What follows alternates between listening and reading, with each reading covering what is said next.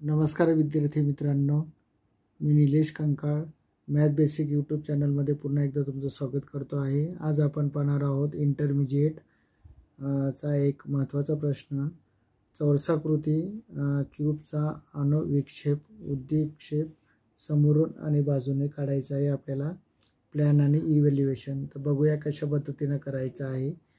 प्रथमतः आपण या ठिकाणी एक 5 सेंटीमीटरची एक रेष ओढून घेऊ।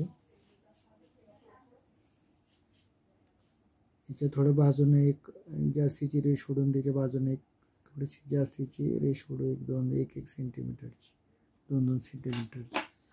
ओके, त्याच्यानंतर ज्या ठिकाणी आपण पॉईंट घेतलेला आहे तिथून त्याला 90 डिग्रीचा एक अँगल मारू, काटकोन काढूया। अशा पद्धतीने आपण काय केलं आहे, 90 डिग्रीसाठी 90 अंश कोणासाठी त्याला इथून अंदाजे माप घेऊन या बिंदूपासून इथं एक 90 डिग्रीचा एक सरळ रेष ओढून घेतलेली 90 डिग्रीचा अँगल।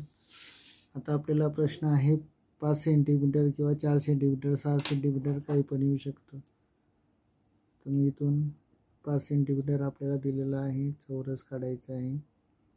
कॉम्पासमध्ये 5 सेंटीमीटर अंतर व्यवस्थित घेऊन घ्या।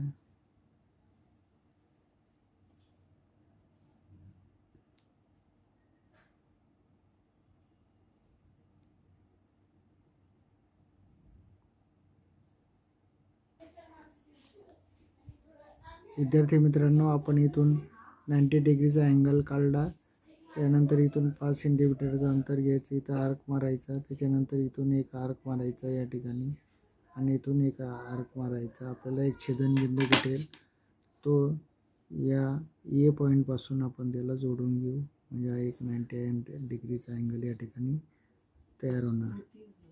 या ठिकाणी मी ए बी त्याला नाव देतो आहे। इथं 5 सेंटीमीटरचा आपण इथं आर्क मारलेला आहे, याला जॉईन करून घ्यायचं व्यवस्थितरित्या पट्टीनं।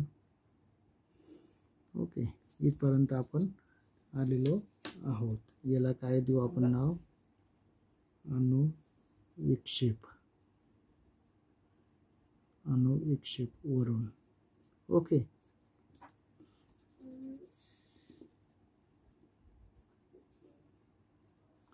आता या ठिकाणी आपल्याला इथून आपण एक अंदाजे माप घेऊया।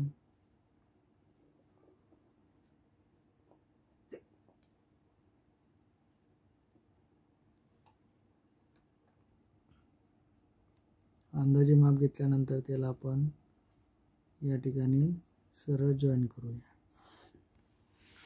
इथं आपण ए बी, या ठिकाणी सी आणि या ठिकाणी डी बिंदू दिलेले आहेत।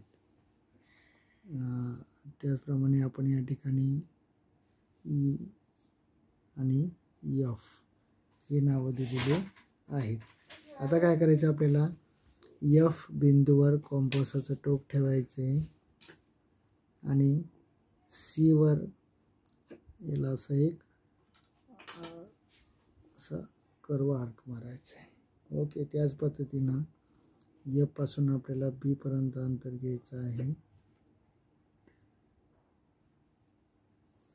आणि आपल्याला अशा पद्धतीनं या ठिकाणी आर्क मारायचं आहे। ओके, मग आपण या ठिकाणी जसं याला 90 डिग्रीचा अँगल मारला, तसंच इथून आपल्याला या बिंदूला आपण नाव देऊया क्यू आणि इथं नाव देऊया पी। आता आपण क्यू बिंदूपासून लंब काढू आणि पी बिंदूपासून लंब काढू। अशा पद्धतीनं आपण या ठिकाणी अंदाजे मेजरमेंट इथं घ्यायचं आहे क्यू पासून आणि पी पासून। नंतर हे दोन बिंदूचा वापर करायचा आहे आलेल्या। इथे एक लंबरेषा आपल्याला भेटणार आहेत। ओके, नंतर आपण पट्टीने ते जोडून घेऊया छानपैकी। आपल्याला किती माप दिलेलं आहे, 5 सेंटीमीटर आपण परत कॉम्पसमध्ये पट्टीच्या सहाय्याने ॲक्युरेट प्रमाणे जे दिलेलं आहे ते मॅप तुम्ही घेऊ शकता.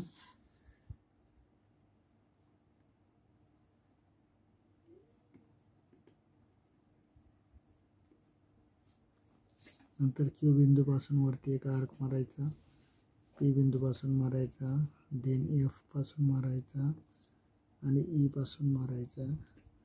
नंतर हे चारही बिंदू आपल्याला मिळालेले आहेत ते पट्टीच्या सहाय्याने जॉईन करायचे.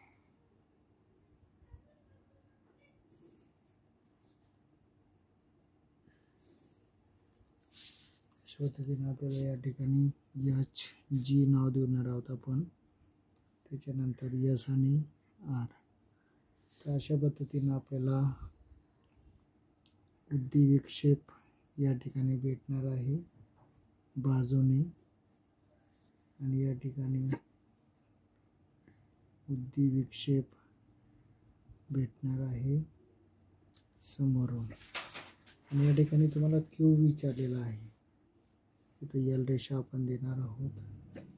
आणि ह्या ज्या सगळ्या रेषा आहेत विद्यार्थी मित्रांनो, ह्या की तुम्हाला इरेज करायच्या नाही आहे, लक्षात ठेवा. इथं 5 सेंटीमीटर जे दिलेलं आहे ते माप तिथं आवश्यक द्यायचं आहे. आता या ठिकाणी आपल्याला क्यूब काढायचा आहे. मग असा क्यूब आपण या ठिकाणी काढू शकतो बघा.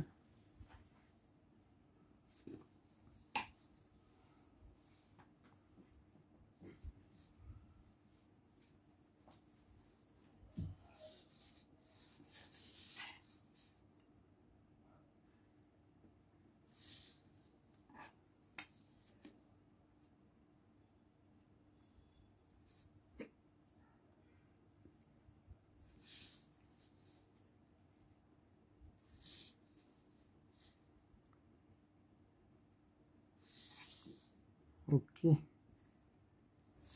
अशा पद्धतीनं या ठिकाणी 5 सेंटीमीटर आणि 5 सेंटीमीटर असं मेजरमेंट दिलेलं असताना छान आपण बघितलेलं आहे की चौरसाकृती घनचा समोरून वरून आणि बाजूने उद्दीक्षेप आणि अनुविक्षेप कशा पद्धतीनं काढतात, असं छानपैकी येणाऱ्या पेपरमध्ये तुम्ही काढा आणि आउट ऑफ मार्क मिळवा. थँक्यू.